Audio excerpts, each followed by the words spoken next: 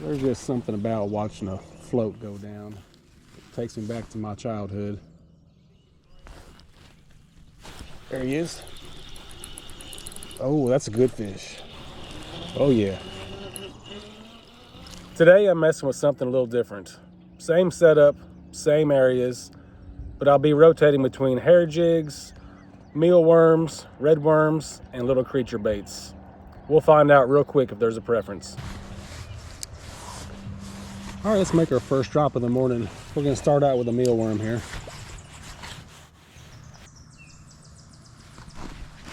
There's one already.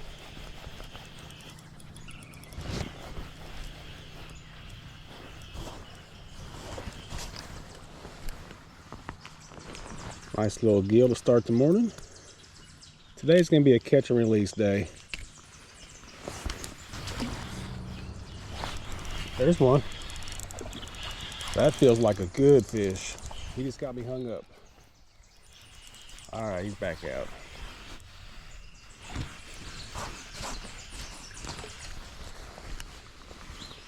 All right, there's the hammer.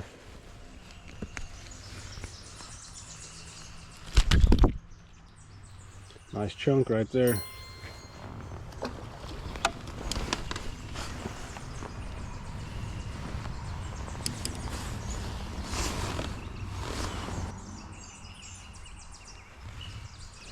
All right, so I rig these mealworms about the same way I do a red worm. I like leaving a tag off. It encourages eating the whole thing and getting that hook. All right, so I've always said that bluegill will eat just about anything, but that doesn't mean they don't have a preference. So don't get too hung up on one certain bait. Test the waters a little bit. See if there's something they really want. There's one.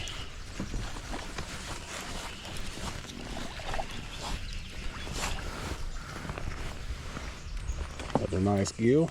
But we're looking for something a little bit bigger. If I were keeping fish, that'd be a keeper. Let's toss in here this small little bed behind this tune.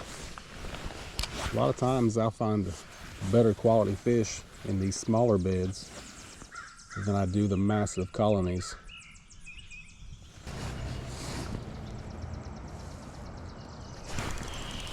There's good fish.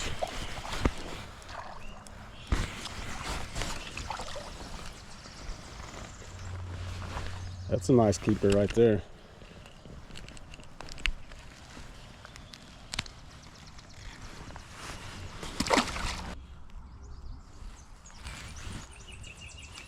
There's one. So I switched over to a float and a little hair jig tipped with a mealworm. And that is a nice bluegill right there. All right, let's toss back in.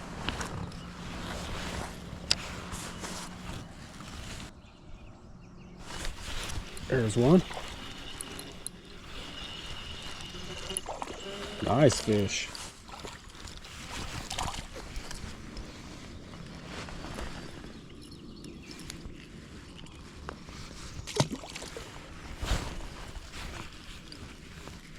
All right, let's throw back in there. There's just something about watching a float go down. It takes me back to my childhood. There he is. Oh, that's a good fish.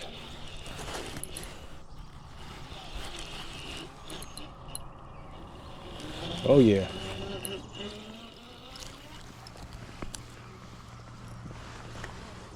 That's a man-sized gill right there. All right, let's toss in here. There's several beds back here in this little cut. There's one. Feels like another good fish. Oh yeah. So I have noticed right away that the hair jig alone is not enough. They want it tipped with some live bait this morning. And it may have something to do. We had a cold front come through and it's about 20 degrees cooler than it was just a couple days ago. There he is instantly. Oh, that's a good fish. That's a real good fish. But as I was saying, the hair jig alone is not enough to trigger that bite. If you tip it with a mealworm, look at this little chunk. They can't resist it this morning. So this is a simple technique you can do from the bank. You don't need live scope. You don't need a big fancy bass boat. Just get in the back of these little cuts, these little shallows. There's a little branch that flows in the back of this little cut, and you can reach all of it from the bank, from the shoreline. All right, let's check back in here a little bit farther. There he is. That feels like a good fish.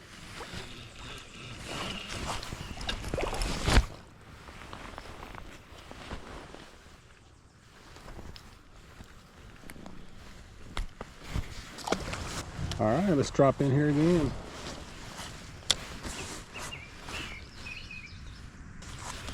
There it is.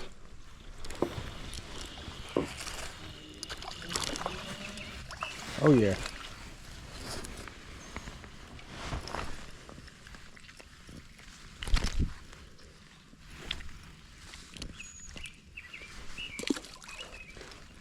All right, so the jig of choice right here.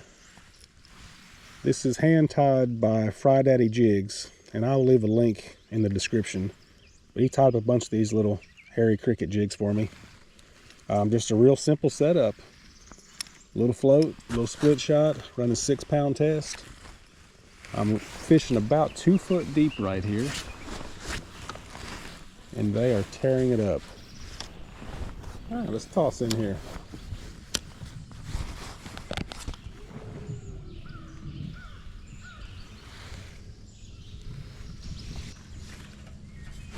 There he is. It's a little fella.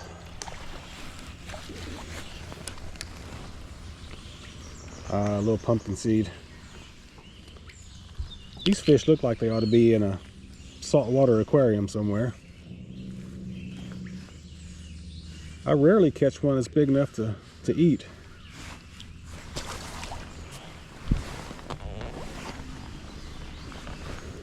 Usually they're just big enough to steal your bait, and that's about it. But if I catch a couple of those back to back, I move right away.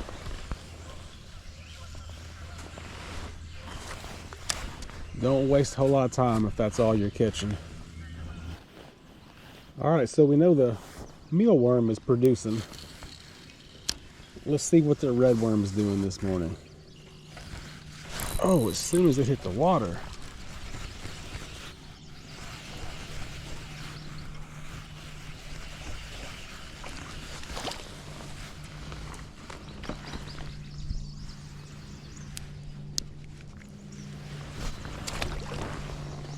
Try this again.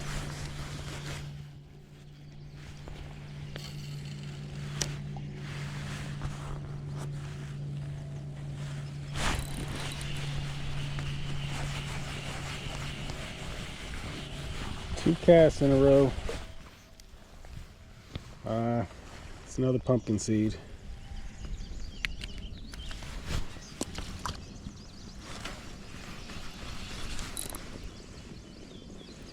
Well, look at this. I just caught a big old snapping turtle.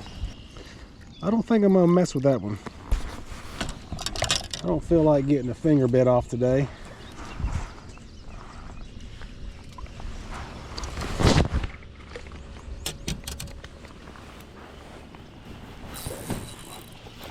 There we go. That's a good fish right there. That is no bluegill. We'll get back to the net on this one. All right. First red ear of the morning.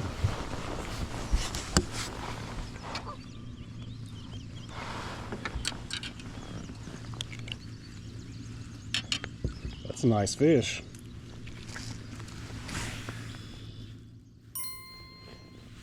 Up here fanning the bed out.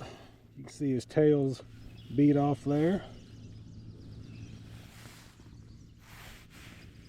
Beautiful fish. But we're gonna let them go today. Go back and do your thing, buddy. So those red ear bite a lot different than a bluegill does. It's kind of a subtle, it's usually just one peck. Whereas a bluegill, a lot of times, they give you that 3-round burst. And you know they're there. But if you're not careful, you will miss a red ear bite. Got a bluegill right now, beating at it. That's big bluegill. If it wasn't catch and release day, he'd be getting a grease bath.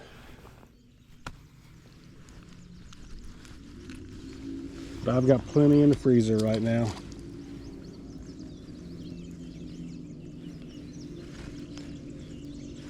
There's nothing wrong with harvesting fish, but there's no sense in over harvesting, especially if your freezer's full and it gets freezer burnt before you ever eat it.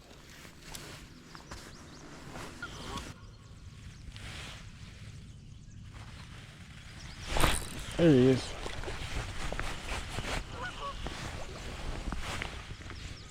Look at the chunk out of this fish's back. Big bird or something got a hold of it. Look at that sucker.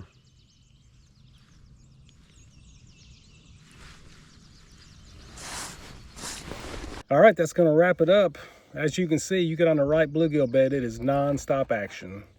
So do me a favor, if you like this content, hit that subscribe button, and I'll see you on the next one.